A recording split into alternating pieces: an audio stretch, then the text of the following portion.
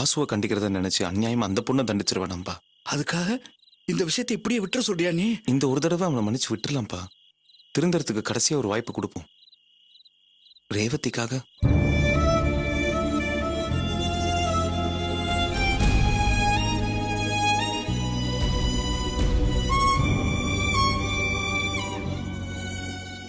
என்னப்பா நீ இப்படி பேசுற? அவனால நீ எவ்வளவு அவமானப்பட்டிருக்க, எவ்வளவு அசிங்கப்பட்டிருக்க. இன்னும் அவனுக்காக பறிஞ்சு பேசிக்கிட்டு இருக்க. உன்னோட நல்ல மனசு வேற யாருக்கும் வராதுப்பா.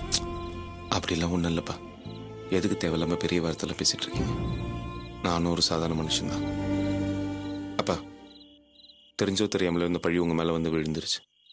அதை அப்படியே விட்டுருங்கப்பா. வாசுவை காட்டி கொடுத்துடாதீங்கப்பா. வாசுவும் ரேவதியும் பிரிச்சிட வேண்டாம்ப்பா. இந்த ஒரு தடவை அவனை மன்னிச்சு விட்டுடலாம். ஜெய் செல்வம், உன்னை பிள்ளையா படுத்ததை நினைச்சு நான் ரொம்ப பெருமைப்படுறேன். ஆனா அந்த பொறுக்கிய பிள்ளையா படுத்ததை நினைச்சு வெக்கப்படுறேன்டா நான். டேய், இனிமே நான் தவம் இருந்தா கூட எந்த ஜென்மத்திலையும் ஒன்ன மாதிரி ஒரு பிள்ளைய பெத்துக்க முடியாதுடா.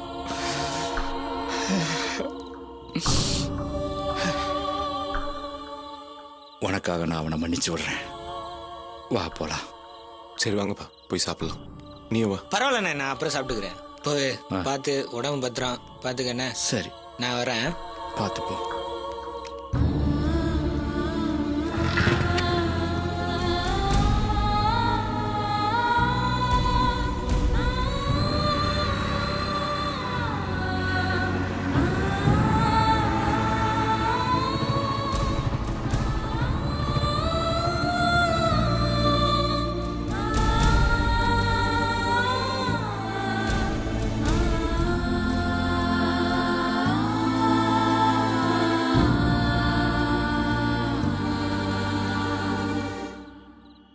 என்னப்பாச்சு?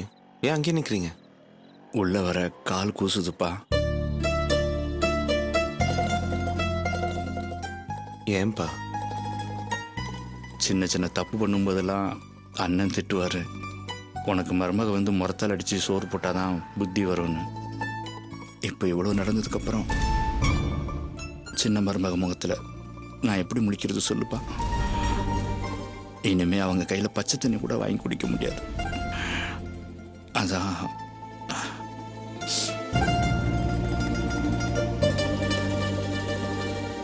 இது பாருங்கப்பா, 1000 நடந்திருந்தாலும் சரி, இது நம்ம வீடுப்பா. நம்ம வீட்டுக்குள்ள வரத்துக்கு எதுக்கு கை கூசுது கால் கூசுதுன்னு சொல்லிட்டு இருக்கீங்க? வாங்க வாங்க.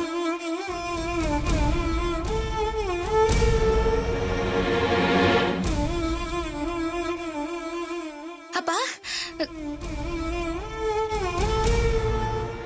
என்னப்பா எங்கப்பா போயிட்டீங்க? உங்களை பார்க்காம நான் பதறி போயிட்டேன் தெரியுமா? எங்க இருந்தாரு? எங்க இருந்து கண்டுபிடிச்சு கூட்டிட்டு வந்தீங்க? எங்க வந்த? வீட்டுல இருக்கிற மிச்ச மீதியையும் தூக்கிட்டு போலான்னு வந்தியா?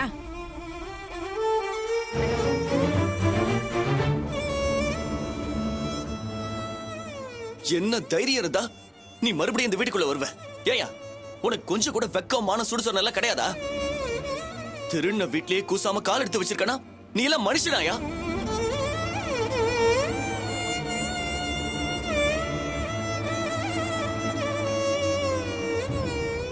ஏ வாசு, என்ன நீ? அப்பாவே நொந்து போயிட்டு வந்திருக்காரு, அண்ணனும் கஷ்டப்பட்டு தேடி கூட்டிட்டு வந்திருக்காரு. வந்தது வராதவ அப்படி திட்ட? பின்ன இவர் பண்ண இந்த கேவலமான காரியத்துக்கு கூப்பிட்டு பாராட்டு பத்திரமா கொடுக்க முடியும்? சரி, நடந்தது நடந்து போச்சு. அப்பாவை காணாம நான் எவ்வளவு தவிச்சு போயிட்டேன் தெரியுமா? ஓ, தவிப்ப. இந்த அப்பனுக்கு நீ இவ்வளவு தவிக்கிறனா? இதை விட பொறுப்பான அப்பனா இருந்தா நீ இன்னும் எவ்வளவு தவிப்ப? இத பாரியா, 5 நிமிஷம் டைம் தர, மரியாதையா வீட்டை விட்டு போயிடு. திருநாளுக்கு இந்த வீட்டுல இடம் கிடையாது. அப்பான்றதால இவ்வளவு நேரம் வாயா போயான்னு மரியாதையா பேசிட்டு இருந்த. அந்த மரியாதை தேர்றதுக்குள்ள நீயா வீட்டை விட்டு போயிடு.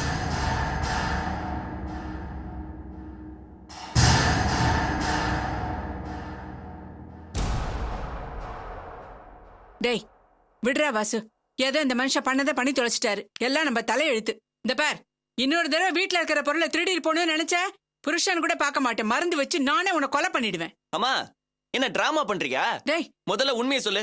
இந்த ஆள் மேல உனக்கு கோவம் இருக்கா, இல்ல எனக்கா கோவம் இருக்கிற மாதிரி நடிக்கிறியா? இல்லடா வாசு, அந்த மனுஷன் தப்பு பண்ணிட்டாரு. அவரை இப்ப போய் போன்னு விரட்டினானா அவர் எங்கடா போவாரு? எங்கடா போட்டோம்? திருடிட்டு போய் வித்து குடிச்சார்ல, எங்க வேணா போ சொல்லு. டேய், இது நாள் வரைக்கும் குடிக்கிறதுக்கா எவ்வளவு வாட்டி தப்பு பண்ண பதிலா நம்ம மன்னிக்கலையா? அந்த மாதிரி இந்த ஒரு வாட்டி அவரை மன்னிச்சு விட்டுருவோண்டா. இத்தனை நாள் பண்ண தப்பெல்லாம் வேற, இப்ப பண்ண சாதாரண தப்பா? ஏன் பொண்டாடி நகையில திருடி வித்திருக்காரு. இவ எப்பேற்பட்ட குடும்பத்துல இருந்து வந்த பொண்ணு, இந்த வீட்டுக்கு வந்த மகாலட்சுமி. அவளுக்கு நீங்க நகை செஞ்சு போட வேண்டாம், நகையை திருடாமலாவது இருந்துக்கலாம்ல. மருமக நகையை திருடி வித்து குடிச்சிருக்கியே, நீ எல்லாம் என்னையா மனுஷன்? சோத்துல உப்பு போட்டு தானே சாப்பிடுற, அப்புறம் ஏன் உனக்கு இப்படி ஒரு குடிவெறி? பொண்ணெல்லாம் ஒரு மனுஷன்னு பெத்து போட்டிருக்காங்க. போதும், நிறுத்துங்க.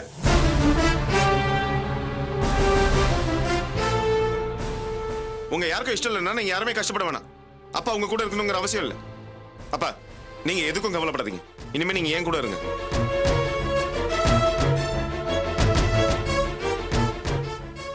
என்ன தைரியத்துல சார் உள்ள வந்தாருன்னு நான் கேட்டேன்ல, அதுக்கு பதில் இப்பதான் கிடைக்குது. பெரிய இடத்து சப்போர்ட், அந்த தைரியத்துல தான் சார் உள்ள வந்திருக்காரு. போ போ, உன்னை அப்படியே குலதெய்வம் மாதிரியே கையெடுத்து கும்பிடுவாங்க. டேய், எதுக்காகடா நம்ம வீட்டு மனுஷன் இன்னொருத்தர் வீட்டுல இருக்கணும்? வேணாம், ஏன் நீ இங்கே இரு. மா, உங்ககிட்ட நான் ஏற்கனவே சொல்லிட்டேன், என் பொண்டாட்டி நகை திருடி இருக்காரு. இந்த ஆளுக்கு இந்த வீட்டுல இடம் கிடையாது. ஏய், போய் சாப்பாடு எடுத்து வை, கை கால் கழுவிட்டு வரேன். டேய், அர்ச்சனா, அப்பாவுக்கு சாப்பாடு எடுத்து வை. சரி. வாங்கப்பா.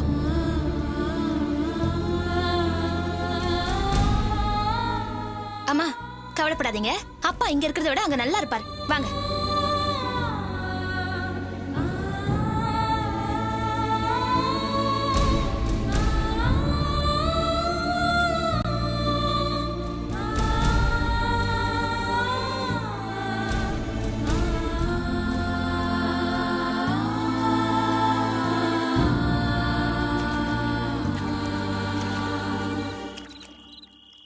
பாசு, என்ன பாஸ்கர்,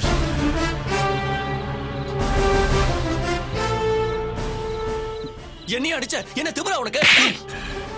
சத்தம் போட்டா அப்படியே உன் கழுத்து நிச்சு கொன்னுடுவேன் நானு.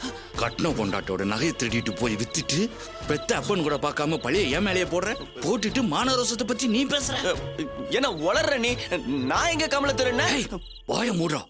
அந்த நகையை நீ கொண்டு போய் எந்த கடையில வித்த, எவ்வளவு பணம் வாங்குறங்கள வரைக்கும் சாட்சியோட என்னால நிரூபிக்க முடியும்டா.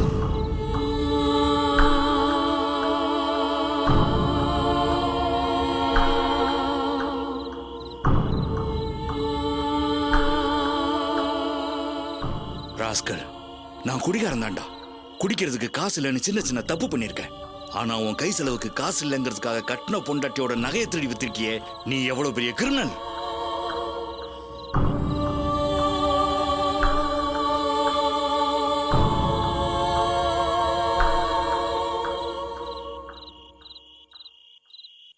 நீதான் நகையை திருடன்னு தெரிஞ்ச உடனே உன் கழுத்து நெரிச்சு கொல்லணுங்கிற வெறியோட தாண்டா வந்தேன். ஆனா அந்த ஆத்திரத்தெல்லாம் அடக்கிக்கிட்டு இப்ப நான் சமாதானமா நின்னு பேசிட்டு இருக்கேன். அது காரணம் யாரு தெரியுமாடா? என் புள்ள செல்வம்.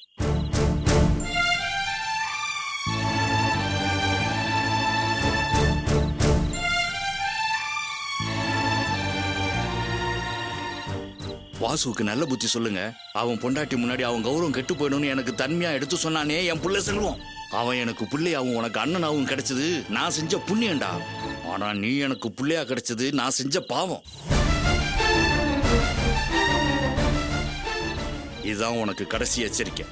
ஒழுங்கா பொறுப்பா கட்டினவளை வச்சு காப்பாத்துற வழியை பாரு. அதை விட்டுட்டு மறுபடியும் என்ன சபையில வச்சு அவமானப்படுத்தணும்னு உன் கிரிமினல் வேலையை ஆரம்பிச்ச தோழைச்சிடுவேன். ஜாக்கிரதை.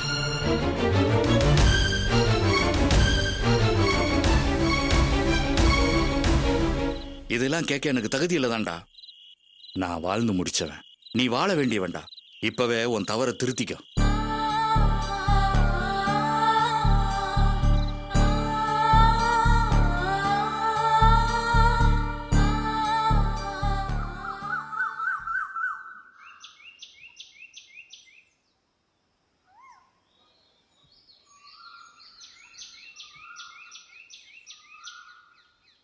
மாமா, மாமா,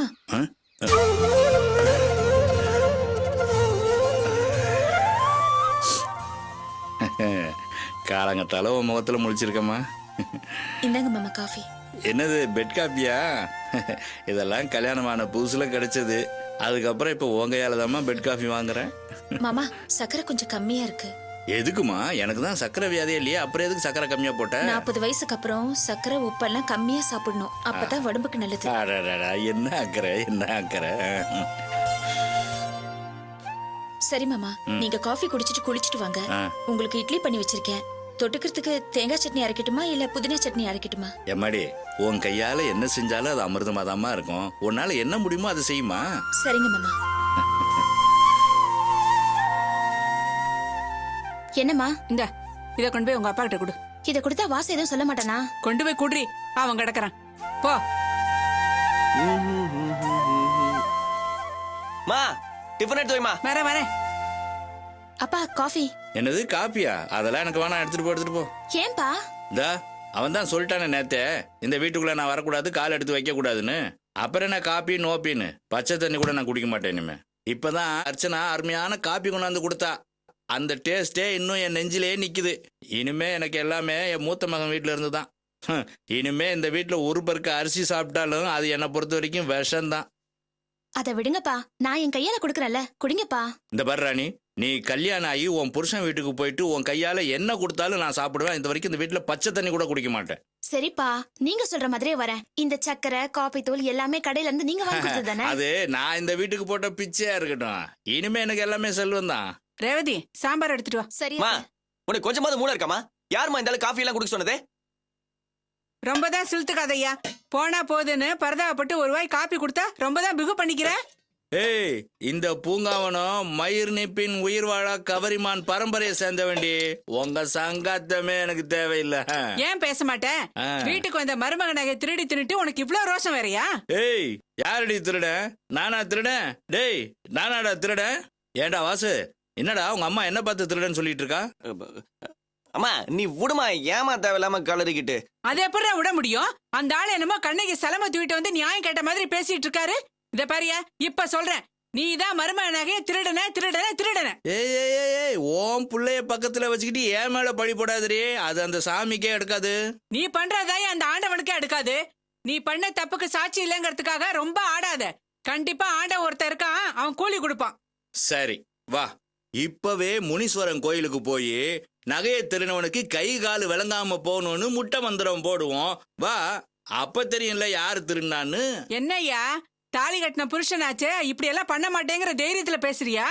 என்ன பத்தி உனக்கு தெரியும்ல, நிஜமாவே கோயில போய் முட்டை மந்திரம் பண்ணி வச்சிருவேன். அடடே, சரி வாடி, வா, வந்து முனீஸ்வரன் கோயில்ல முட்டை மந்திரம் வையே. நான் நகையை திருடி இருந்தா ஏன் கை கால் விளங்காம போய் நான் சாவுறேன். இல்லனா எவன் நகையை திருநானோ அவன் கை கால் விளங்காம போய் சாவட்டும். என்னய்யா சவால் விடுறியா? நான் அந்த மாதிரி பண்ண மாட்டேன்னு நினைக்கிறியா? இதோ இப்பவே போறேன் பார். அம்மா அம்மா இருமா, ஏமா இப்படி பண்ணிட்டு இருக்கீங்க? சாப்பிடும் போது டென்ஷன் பண்ணிட்டு ஏன் போட எனக்கு தானே போச்சு. விடுமா, எனக்கு சாப்பாடு வேணாம், ஒண்ணு வேணாம், ஆள விடு. ஐயோ, என்னடா சாப்பிட்டு போ. ஓடுறான் பாரு. வாசு, யோ, உன்னால புள்ள பாதியிலே எழுந்து போறான். என்னமோ உனக்கு மரியாதை கொடுக்கல அந்த பிள்ளைய போய் திட்டுவியே. பாத்தியா, இப்ப உனக்கு முட்டை மந்திரம் வச்சு உனக்கு கை கால் விளங்காம போச்சுன்னா என்ன பண்றது? துடிச்சு போறான். இதான் என் ரத்த பாசம்ன்றது. ரத்த பாசம் ரொம்ப பெரிய ரத்த பாசம்டி. நீ ஒருத்தி போதுண்டி அவன் விளங்காம போறதுக்கு. அவன் நல்லாவே விளங்குவான். நீ போய் பல்ல விளக்கு போ. ஏய், நீ ஏண்டி நிக்கிற? அந்த காப்பியை கொண்டு போய் கொட்டிட்டு கிளம்பு. நீ எடுமா. வாயை வச்சுட்டு சும்மா இருக்கிறதுல.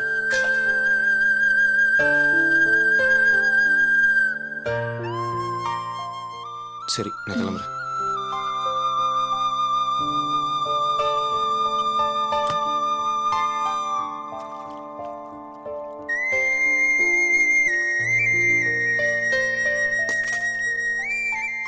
என்னப்பா நீங்க பேசிட்டு இருந்ததெல்லாம் நான் கேட்டுதான் இருந்தேன்.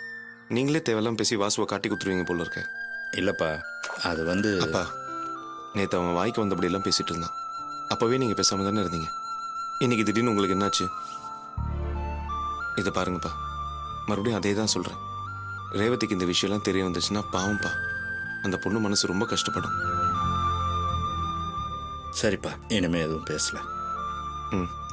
நான் வேலை கிளம்புறேன். சரி செல்வம், நானும் உங்கள்கிட்ட செட்டுக்கு வரேன்ப்பா. ஷெட்டுக்கா? ஆமாப்பா, இங்கே இருந்தால் என் வாயும் சும்மா இருக்காது. வெளியில் போனால் ஃப்ரெண்ட்ஸுங்களோட சேர்ந்தா தண்ணி கிண்ணி அடிக்க கூப்பிடுவாங்க. உன் கூட செட்டுக்கு வந்தேன்னாக்கா இந்த போல்டு நட்டெல்லாம் எடுத்து கொடுத்து உனக்கும் ஒத்தாசையாக இருப்பேன், எனக்கும் சாப்பிட்ற சாப்பாட்டுக்கு வேலை செஞ்ச திருப்தி இருக்கும். என்னப்பா பேசுறீங்க?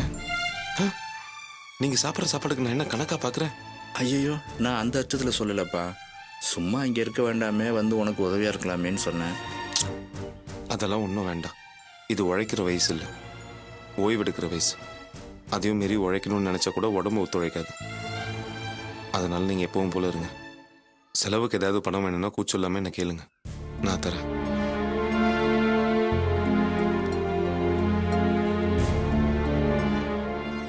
இந்தாங்க, இப்போதைக்கு இந்த பணத்தை வச்சுக்கோ.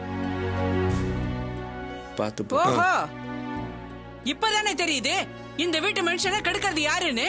பாசங்கிற பேர்ல இந்த குடும்பத்துக்குள்ள குழப்பத்தை உருவாக்க திட்டம் போடுறாங்கன்னு. ஏய், என்னடி பேசுற நீ? எல்லாம் தெரிஞ்சுதான் பேசுறேன். பொறுப்பா வேலை வெட்டி பாக்குறேன்னு சொல்ற உடனே வேணான்னு சொன்னா என்ன அர்த்தம்? இதுக்கு முன்னாடி நீ பார்த்த வேலையெல்லாம் கெடுத்தது இவன் தானே. ஏய், வாய்க்கு வந்தபடி அனாவசியமா பேசாத. நான் பண்ண தப்புக்கு அவன் என்னடி பண்ணுவான்? ஒண்ணு ஏய், அவ கிடக்க நீ கிளம்புப்பா. ஏய், உங்க சங்கத்தமே வேண்டாம் தானடி நான் என் புள்ள கூட போயிருக்கேன். மறுபடியும் ஏதாவது பிரச்சனை ஆரம்பிச்ச நடக்கிறதே வேற. பெருசா கேள்வி கேட்கும். பாக்குறேன் உன் வீம்பும் வீராப்பும் எவ்வளவு நாளைக்குன்னு பார்க்க தானே போறேன்.